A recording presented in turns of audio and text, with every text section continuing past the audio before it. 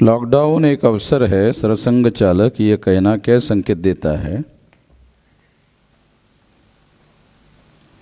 अथवा साकेत पर कब्जा करने के लिए समतलीकरण के नाम पर बौद्ध स्तूप को नष्ट कर दिया एक मंथन।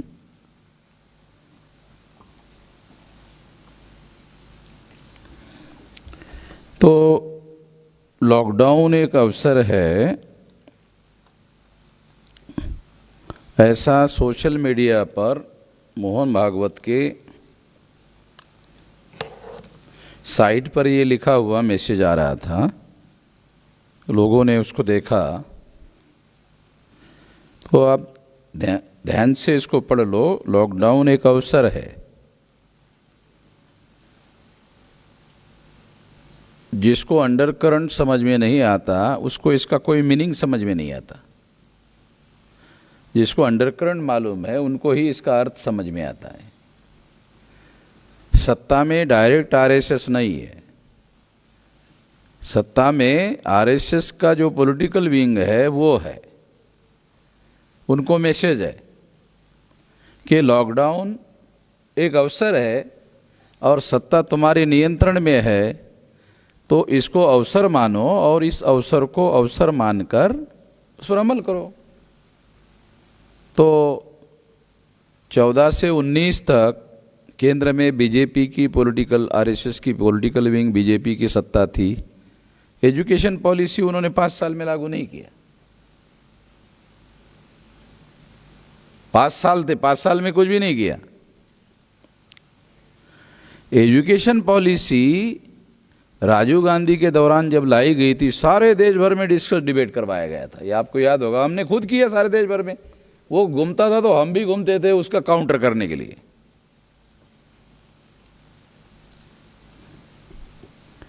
ये जो पॉलिसी है लॉकडाउन में इसलिए लागू की गई क्योंकि एक अवसर है। आर्टिकल 19 प्रोटेस्ट करने का जो अधिकार है, अभिव्यक्ति की आज़ादी है, बोलने की आज़ादी है, उस पर पाबंदी है। आंदोलन करने की पाबंदी है, लोगों को लोक संग्रह करने की पाबंदी है, लोगों को इकट्ठा होने की पाबंदी है, लोगों को प्रोटेस्ट करने की पाबंदी है। ऐसे समय में एजुकेशन पॉलिसी लाएगी। 27 लेबर कानून जो 1942 से लेकर 46 तक बाबा साहब अम्बेडकर ने लेबर मिनिस्टर थे, लेबर लॉज बनाए। जो भी बाबा साहब अम्बेडकर ने लेबर लॉज बनाए वो सारा खत्म कर दिया। ये लोग बहुत चालाकी से सारा काम करते हैं। जैसे हमारे लोगों ने कहा या दूसरे बहुत सारे लोग कहते हैं कि ये तो बीजेपी वाले संविधान विरोधी है। जब ऐसा प्रोपेगेंडा शुरू हुआ और नरेंद्र मोदी को 19 का प्रधानमंत्री चोरी करके, ईवीएम में चोरी करके जब प्रधानमंत्री बना, तो 19 में जब प्रधानमंत्री पद की शपथ लेने का जब सेंट्रल हॉल में कार्यक्रम हुआ, तो ब्राह्मण लोग कैसा खेल खेलते हैं उसका एक उदाहरण बताता हूँ कि एक ऐसा टेबल बनाया गया और टेबल पर भारत का संविधान रखा गया। अब टीवी पर पता नहीं आपने देखा कि नहीं देखा, टेबल बनाया, उसके ऊपर संविधान की कॉपी रखा गया और शपथ विधि करने को जाने के पहले नरेंद्र मोदी वहां आया।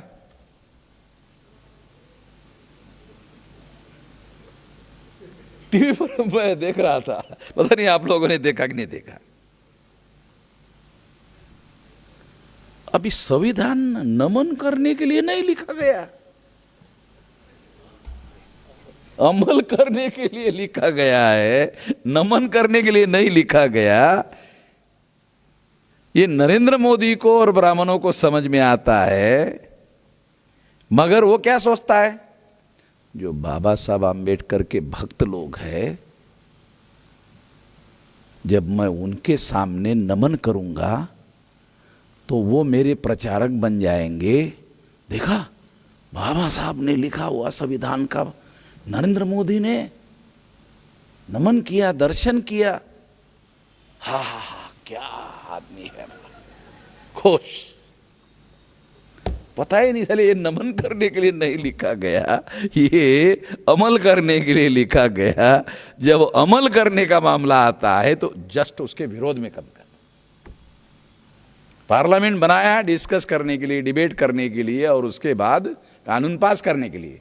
कोई डिस्कशन नहीं, कोई डिबेट नहीं, डिस्कस डिबेट किए बगैर कानून पास कर दिया। अगर डिस्कस डिबेट के लिए अवसर नहीं है तो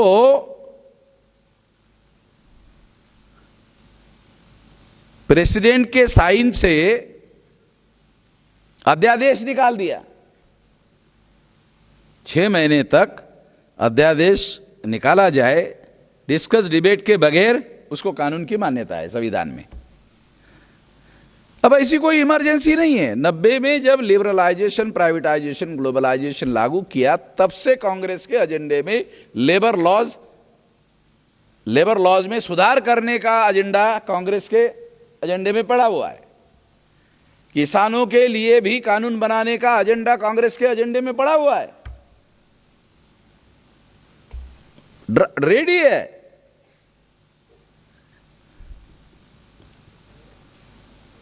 मगर उन्होंने, क्योंकि दिन ब दिन कांग्रेस कमजोर हो रही, तो उनके अंदर इतनी हिम्मत नहीं थी कि अगर ये लागू किया तो कांग्रेस का और बेस खिसक जाएगा।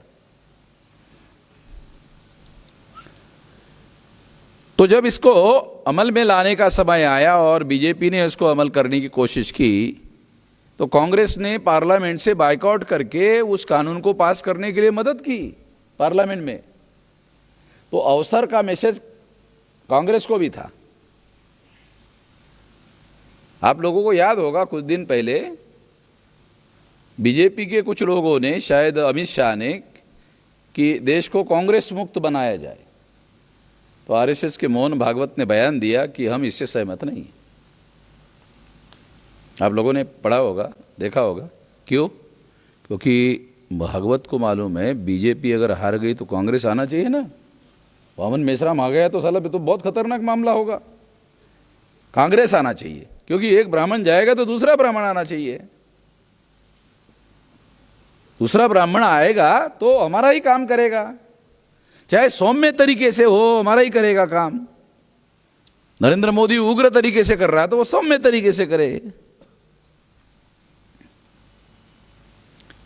तो ये जो अवसर है ये गुप्त मैसेज है, क्योंकि इसमें कुछ भी नहीं है। लॉकडाउन एक अवसर है, इसमें कुछ भी कोई बात नहीं, मगर ये गुप्त मैसेज है। जो कानून बनाने वाले लोग हैं उनके लिए गुप्त मैसेज है कि ये एक अपॉर्चुनिटी है, अवसर है। ऐसा अवसर संसद ओपन होने के बाद, freedom of speech and freedom of expression की खुली चर्चा और खुला होने के बाद ये अवसर दोबारा मिलने वाला नहीं है।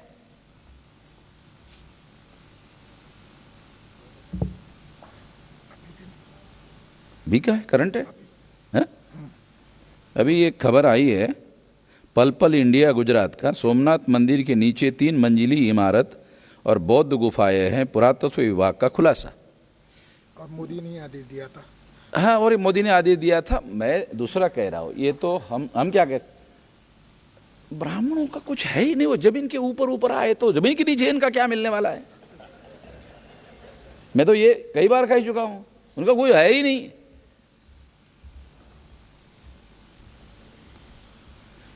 अच्छा, उन लोगों की हड्डियां भी मिलती नहीं है।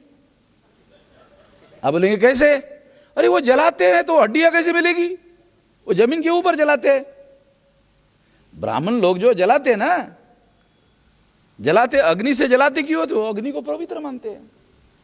ब्राह्मण जो है वो अग्नि को, वो अग्नि उनकी देवता है। आप ब्राह्मणों का शास्त्र पढ़ो ना योगी जी, बराबर है ना। ब्राह्मणों के देवताओं में अग्नि का उल्लेख है। अग्नि देवता, अग्नि देवता है। शादी करते हैं तो वो वेदी में अग्नि प्रज्वलित करते हैं, उसको घुमाते हैं। अग्नि को संभालने वाले को अग्निहोत्री होते हैं। हाँ, वो अग्निहोत्री ब्राह्मण है। तो अग्नि जो है उसको वो देवता कहते हैं, अग्नि को पवित्र मानते हैं। हाँ, अर्थात हाँ, ये बात सही है योगी जी, बपोती नहीं है मगर कब्जा किया हुआ है, ये समस्या है। हमारी समस्या क्या है? बपोती नहीं है। गरीब से गरीब आदमी भी खाना पकाने के लिए अपने घर में अग्नि पैदा कर सकता है। वो अग्नि केवल खाना पका सकता है, रोटी पका सकता है, ब्राह्मण जब अग्नि जलाता है तो हमें जलाने का काम करता है, ये खतरा है, ये समस्या है इसमें। हम बहुत ज़्यादा हुआ तो रोटी पका सकते हैं, हम दूसरों को जला नहीं सकते, वो जलाते हैं। तो लेबर कानून हो, किसानों के कानून हो, एजुकेशन पॉलिसी हो, भारत की जो बहुत बड़ी बड़ी पिछली बार जिस हिंदुस्तान पेट्रोलियम कॉरपोरेशन इस कंपनी के असेट का असेसमेंट किया गया तो 1,13,000 करोड़ रुपए उसका असेसमेंट था, HPCL का, तेल की कंपनी जो है भारत सरकार की, नवरत्न कंपनी में। तो 13,000 करोड़ में बेचने के लिए निकाला था, मामला सुप्रीम कोर्ट में गया था, सुप्रीम कोर्ट के स्टे की वजह से रुका हुआ था। अभी खबरें आ रही कि उसको बेच दिया गया। अभी जवाहरलाल नेहरू जो ये उरण के पास में जो पोर्ट ट्रस्ट है वो बेच दिया गया, खबर आया 2 दिन पहले। लगभग बहुत सारी बातें जो है वो ये जो लॉकडाउन एक अवसर है, ये जो लोग खुद RSS के लोग ये अपने को राष्ट्रवादी कहते हैं, तो वो खुल्लम खुल्ला षड्यंत्र की बात नहीं करते, वो गुप्त रूप से उनकी लैंग्वेज में बात करते हैं। तो ये लॉकडाउन एक अवसर है, एक गुप्त लैंग्वेज है, गुप्त मैसेज है इसमें। और जिनको ये मैसेज दिया गया उन्होंने उसको रिसीव किया, उस पर उन्होंने काम किया, काम का रिजल्ट हमारे सामने है। और उस वजह से एक बहुत बड़ा आंदोलन भारत में खड़ा हो गया। और हैरान करने वाली बात यह है भारत में कि किसान का आंदोलन यूनाइटेड नेशंस ऑर्गेनाइजेशन तक पहुंच गया है। और उनको इस बात की हैरानी हो रही है कि इतने ठंडी के काल में इतने 20 लाख लोग सड़कों पर है और कई दिनों से, महीनों से ज़्यादा समय पर है। और भारत को हम कल तक largest democracy in the world कहते थे, साले वो सुन नहीं रहे है, सुन नहीं रहे। उनको बड़ी हैरानी लगती है यूएन के लोगों को, अमेरिका के लोगों को, UK के लोगों को, कनाडा के लोगों को, उनको बड़ी हैरानी लगती है कि largest democracy in the world.